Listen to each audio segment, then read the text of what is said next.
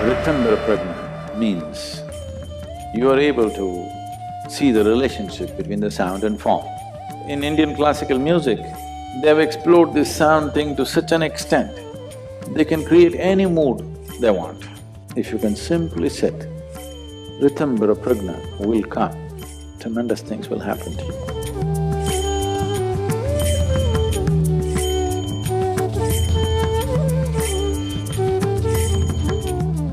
There is a certain dimension of perception which is referred to as Ritambara Prajna. Ritambara Prajna, Prajna means perception. Ritambara Prajna means you are able to see the relationship between the sound and form.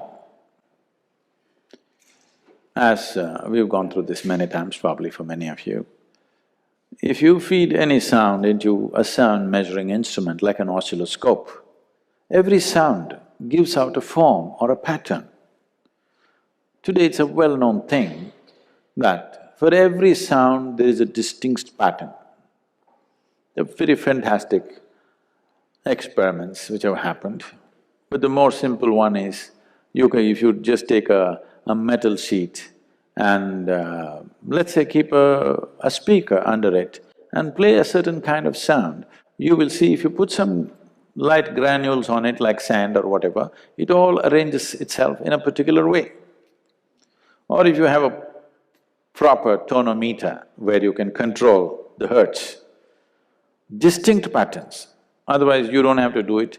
I think if you look up on the internet, I'm sure there are experiments like this where you can see where for every kind of sound, a distinct pattern comes out.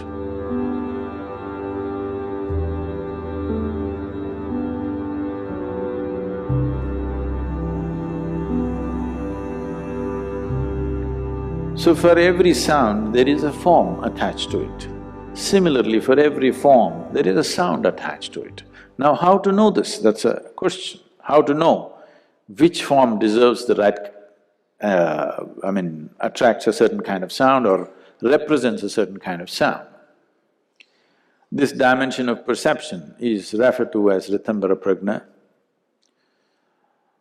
Without any background, talking about this may make it little… it may make it a little ridiculous because without the necessary background of understanding, suddenly I speak about something else, it doesn't make sense. Let's put it this way. If you have… if you listen to music, not the music with words, let's say you simply listen to voice or instrumentals, have you noticed different sounds create different kinds of impact upon you? A certain sound brings an emotion of love in you, a certain sound makes you peaceful, certain sounds want you to jive. Different things do different kind of impacts on the system. This… even if you are not a conscious listener, it can still happen.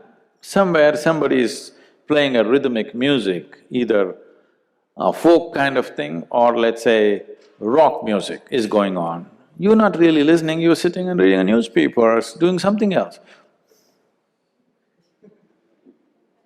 The body wants to move, this is the first indication it wants to dance. In Indian classical music, they have explored this sound thing to such an extent, they can create any mood they want. To have some experience of this, music is simpler, easier, no risk, exploration. You must listen to music which doesn't have words. That doesn't mean you listen to the elevator music, not that kind.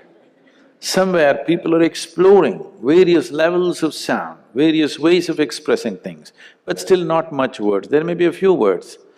The Indian classical music goes with this, or the Western classical to some extent, but Western classical largely is instrumental, isn't it? There are no voices. not much voice at least. If you listen to voice-based music which doesn't have much words, your ability to have a grasp over this to some extent can happen. A better way of doing it would be, there are specific mantras, but this has to be technically correct. Music also has to be technically correct. But that's not your problem, that's the musician's problem. You just listen. To be technically correct in classical music, it will take years and years of application. But mantra will come so much more easily because it's just technical. You're not looking at the aesthetics of the sound. Because you cut out the aesthetics and just looking at the technicalities, you're just looking at the mathematic of the sound, it is easier in that sense, if you want to do it. But even that will take a certain level of attention. Otherwise, the best way is if you just learn to sit still, really still, everything still within you. If you know how to simply sit here, not trying to do anything, not trying to listen, not trying to meditate, not trying to chant, not trying to think of God or devil or whatever, simply. If you can simply sit, Ritambara Prajna will come.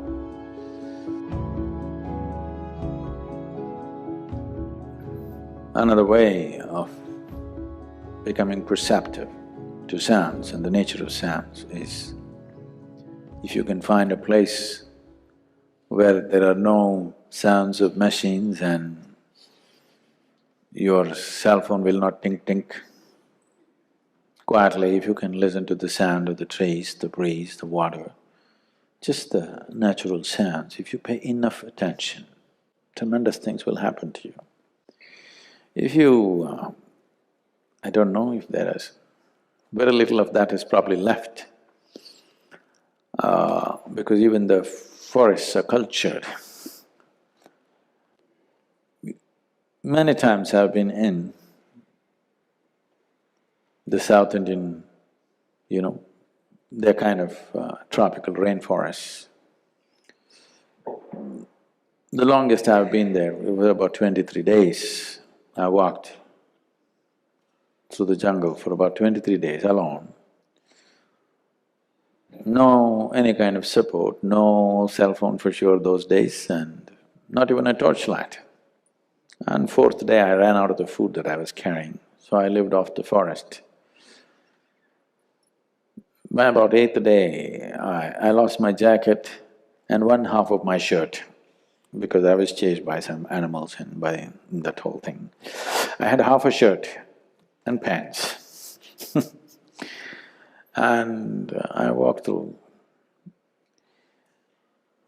This is elephant country, tiger country. I saw tigers, panthers, elephants, all kinds of… the wild buffalo, various kinds of animals, very close quarters. But at the end of it, when you look back, what is the biggest impact on you? It's the insects. No, they're not like the ticks in America, they don't bite us. It's in the nights, the orchestra that goes on in the rainforest. Oh my God, it's unbelievable. And the timing, every day, night 2:15 means one group will stop and the other group will start. Really, their sense of time, every day, exactly by the second, one group will start, another group will start. And you don't know what they're talking about. They're definitely talking something that you don't know, for sure. They're not just making dumb noises. So if you just sit there and listen and listen and listen and listen, slowly you start noticing there is a pattern and an organization to this, which is far bigger than any human symphonies that you can achieve, far more complex and far more intense. So if you listen, simply learn to listen, listen to everything. That means you shouldn't be talking, you know. Simply listen. You will have some sense of how sound and forms are related. But if you want to make a study out of it, then it will take a different kind of involvement. But just having a ear for everything. Do not consider what is important, what is not important. Whatever comes, you must listen. It's very important.